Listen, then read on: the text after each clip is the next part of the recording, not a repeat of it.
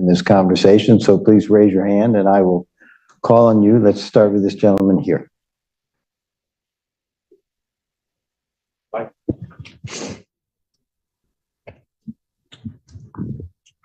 Thank you very much. My name is Mark Rotenberg. I'm with the Center for AI and Digital Policy. And you talked about artificial intelligence in your remarks. I wanted to begin by saying I think it was very good that China participated in the UK AI Summit. That was not originally anticipated, but clearly, as you've said, it's important to maintain discussion about the risk of AI and warfare. But at the same time, there are also clearly two different forms of government. And AI can support an open and pluralist government, or AI can support a more closed, constrained form of government. And it seems to me that there is a policy debate playing out right now regarding the governance of AI, and frankly, some concerns about the US position. So presently at the Council of Europe, a treaty on AI is being negotiated. The mandate of the Council of Europe is to promote fundamental rights, democratic institutions, and the rule of law. And many of our democratic allies are looking for a robust treaty that safeguards fundamental rights in this era of AI. Concerns have been expressed about the US position, and my question is, will the US government support a robust treaty on AI that safeguards fundamental rights?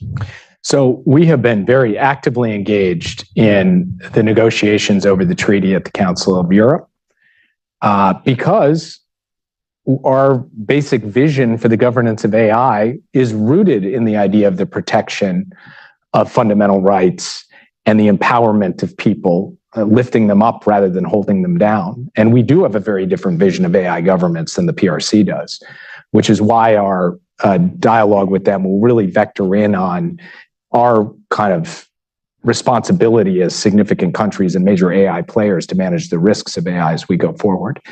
And we've put forward voluntary standards that we've gotten some of the biggest AI players in the world to sign up to.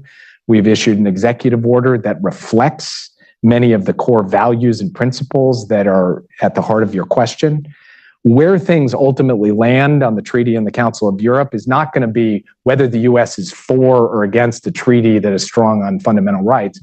It'll be on more specific provisions that may cut across particular interests we have. So I can't predict how that treaty negotiation will turn out, but I can tell you that however it turns out, it will the United States' basic commitment to this broader vision, which we have articulated ourselves and have now begun infusing in international institutions, including an effort at the UN General Assembly to have a resolution on AI. That work will be active and the United States will play a leadership role in it. Thank you. Yes, ma'am.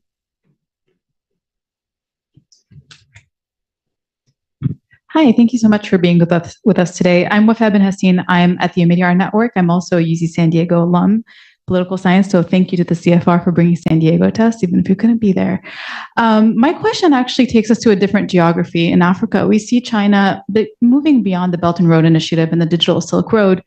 We see them have relatively nuanced interventions in how they attempt to influence policy, such as by way of example, supplying Huawei phones to all sorts of nonprofits and independent media groups and outlets. I'm curious if you could illuminate a little bit about the US's positioning in Africa and how we would potentially like to secure our national security and also promote human rights in Africa in response to these types of interventions. Thank you. So first, my sister is actually a UCSD alum as well. She went to UCSD Medical School. So I got to hang out there with her. It's a beautiful campus, wonderful place to go to school. One thing that Kurt and I wrote in our foreign affairs piece in 2019 that I have felt like really important to keep us disciplined in this is that we cannot treat the rest of the world as proxy battlegrounds the way that I think the US and the Soviet Union too often did during the Cold War. So looking at Africa, our question should not be, how do we gain relative advantage over China in this country? Because that becomes a warping and distorting factor that, frankly, in a way, can also undermine our overall position. So the question we pose instead is, how do we offer a better value proposition? And I would say one of the areas that, frankly, is a gap that we are trying to fill now quite actively is mobilization of capital for investment in the things that African countries are looking for their development, in infrastructure, in clean energy, in digital. And that's about money. And it's about public sector money leveraging private sector dollars by buying down political risk, currency risk. And we have worked very closely with the new head of the World Bank, who President Biden, played an active role in helping get into the job, Ajay Banga. We're trying to expand the World Bank's capacity to do this. We've worked with the G7 through PGI, the Project on Global Infrastructure and Investment, to do this. And we're increasingly looking to work on a bipartisan basis with the Congress to try to have the resources necessary to unlock these kinds of investments. Because you can't beat something with nothing. China is coming with a substantial amount of capital and also, as you said, other tools to be able to bring to bear. And for the United States, our view should not be, in any given country, what's just the way we get a one-up. It should be, how do we actually show up and offer something that will respond to the legitimate development needs of that country? And I think I would grade us as incomplete on this. It's work that we have begun to do quite actively in this administration, and we have a lot more work to do. That's going to require Congress working with us to unlock some of these resources that in turn can unlock a much larger share of resources from the private sector to deliver the value proposition we want to deliver. Dan Rosen. Dan can talk about the Chinese economy. But people have heard enough of me talking about it, Jake. So that's where I want to circle back to. So you come to the conference and one economist thinks one thing, another. But isn't that true of political scientists and security experts out here too, that you're going to have a whole spectrum? And to wage a systemic competition, don't you have to come down to a sort of point of view about how their economic system is doing in order to figure out how well we're performing in that competition? And while there's probably diversity here in the audience, I hope within USG, you guys managed to come to a net how that Chinese economic system is performing. So first, you've just completely exploded my artful dodge of Steve's question. So I appreciate that. Second, in fact, Dan, as Dan knows, we brought in a group of experts who have immersed themselves in the Chinese economy to the White House. Maybe it was a year ago or so. And there was a diversity of opinions among that group, with quite sharp disagreements. First, I would say there is a bit of a difference. I don't find the diversity of opinion on just basic underlying strategic diagnosis. There's a lot of debate about what we should do about it on the political and security side. Less spectrum on kind of what are we dealing with, what are we looking at, though there are some. Secondly, yes, we do need to have an operating assumption. But I think the point I'd like to make is that operating assumption has to be humble. Because it has to be adaptable to the reality of what we see as new economic data comes out, or as various trends that we've all been watching manifest themselves. So we are operating according to a certain set of assumptions. I will now, for the second time, try and dodge laying out exactly what they are, because I just don't see a huge amount of upside in the U.S. National Security Advisor kind of holding forth as an armchair analyst on China's economy. But I would say that we also need a multi-directional strategy that can apply if our assumptions turn out to be wrong. And I would also say that this has been a uniquely difficult time to be quite precise on this because of COVID-19, the pandemic, how all the pieces fit into place. But broadly speaking, what I said in my remarks and what I said in answer to Steve's question, I would just reinforce, which is we came into office not accepting what I think was a kind of broad-based conventional wisdom about relative trajectories of the US and the PRC. The president didn't accept that. I didn't accept that. Our team did not. And we continue to push back against this idea about inexorable rise, terminal decline as being a central characteristic of the relationship.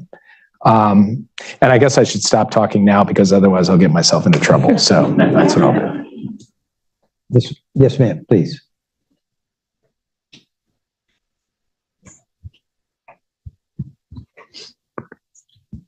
Hey, Jake. Kim Dozier, CNN analyst and CFR member.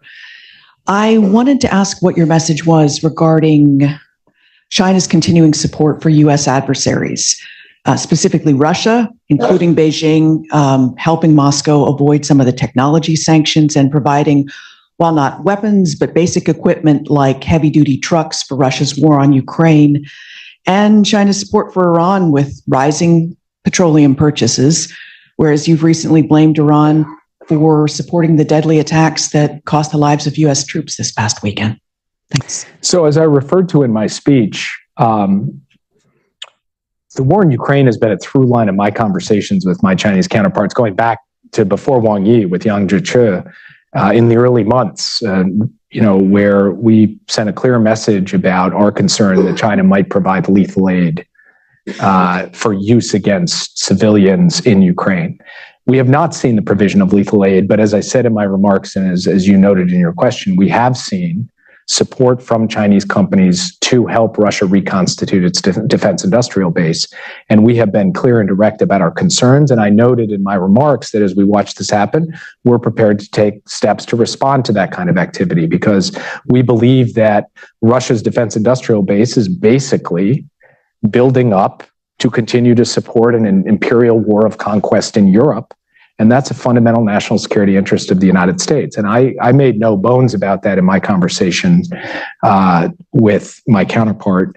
The president has recently signed an executive order that gives him additional tools and authorities to deal with this challenge. It's not directed at the PRC. It is general to countries that are supporting Russia's defense industrial base, but it gives us tools in this regard. With respect to Iran, one of the areas of substantial focus in the discussion was about the continuing Houthi attacks in the Red Sea and the disruption of a vital artery of maritime commerce, undermining of supply chain security in the global economy, and frankly, disruption to China-Europe trade, which the Red Sea is obviously critical to. And made the case that China as a responsible player, as a UN Security Council member, has an obligation to use the influence it has in Tehran, to get those in Tehran to use the influence they have with the Houthis, to push back against this kind of behavior. And I won't, characterize the response because I'll leave that to Wang Yi to do for himself, but I will just say that was a detailed and substantive conversation because it is a matter where we believe that countries, particularly permanent members of the UN Security Council, have unique responsibilities and should step up to those responsibilities. I'll take one or two more questions. This gentleman here, and then this woman back there. Sir.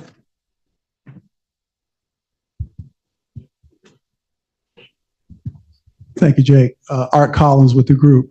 Talk to us a little bit about the trilateral relationship with South Korea and Japan. As we know, you mentioned it earlier, the Prime Minister of Japan will be here in the spring for a state visit. Japan is obviously increasing, in fact, maybe doubling its military budget. But what else do we expect from our partners in that regard in both South Korea and Japan? And what are we prepared to do beyond what we've already done with that critical relationship? Well, first, I think it's important to recognize that the security dimension of that trilateral relationship is critical. It has been a source of propulsion for pulling the three countries together. And it manifests in closer intelligence coordination, closer defense cooperation, exercises, joint deterrence, particularly when it comes to the Korean Peninsula. And we'd like to see that continue to evolve. But I would also point out that the trilateral partnership expands well beyond that. First, it expands beyond the region. If you look at support for Ukraine, Japan and Korea have both stepped up in significant ways to stand with a fellow democracy in Europe.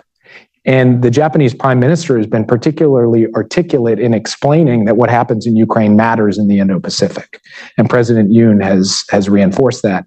And then finally, the relationship extends to economic coercion, the intersection of technology and national security, innovation, economic investment, and vitality. All areas where the three countries have a huge amount of complementary capacity to support and lift one another up. When you put all that together, that is a formidable partnership of three countries with shared values, huge capacities across economics, technology, national security, and global reach. And so, we're very proud of the work that we've done so far, but it is very much a work in progress and has to be built on from strength to strength as we go forward. I was just recently in Seoul for a trilateral meeting of national security advisors to convert this into the details of how we work together on things like early warning for missile defense. And also to think about areas where we can work together, for example, to answer the question that was posed earlier. How do we collectively have a value proposition in the developing world with three large ODA budgets from our three countries?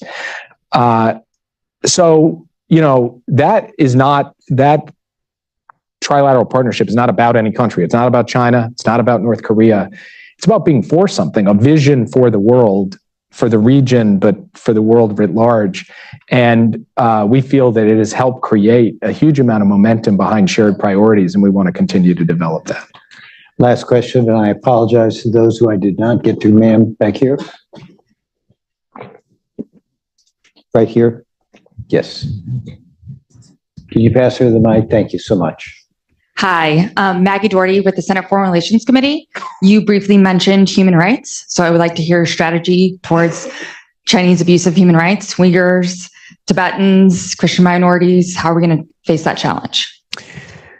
So first, the president, as he has said publicly, has been very clear and direct in his conversations in the two summits that he's had about the kind of fundamental responsibility and obligation of an American president to speak out on these issues because it's core to who we are. That's not about trying to weaponize the issue. It's about living out our values. And that's the ethos that he has tried to inculcate across the US government as we deal with this issue. And so that means not just that we speak out on these issues, but that we take actions. And we have taken a series of actions over the course of the past 3 years in each of the areas you mentioned.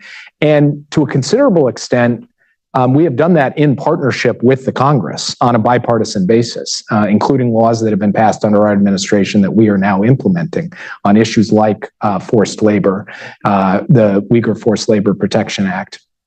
So this is something that will remain a critical priority and feature of the US-China relationship as it has through multiple administrations. And from our perspective, having direct diplomacy and intensive management of the relationship is not inconsistent with standing up for, speaking out on, and taking material action on issues related to the protection of human rights. So we're here at the end of our time. Let me tell you where we're going to proceed from here, if I can. I want to thank you all for joining this hybrid meeting. Jake, thank you for being with us. I want to note that video and transcript of today's meeting will be posted on the CFR's website. I want to thank CFR and the China Forum for organizing this event. Now, for those of you who are here in Washington, not attending virtually, the China Forum will now hold a brief memorial and tribute to Jeffrey Bader. So please, those who want to attend that, please remain in your seat to stay for this tribute. Otherwise, you feel free to go into the next room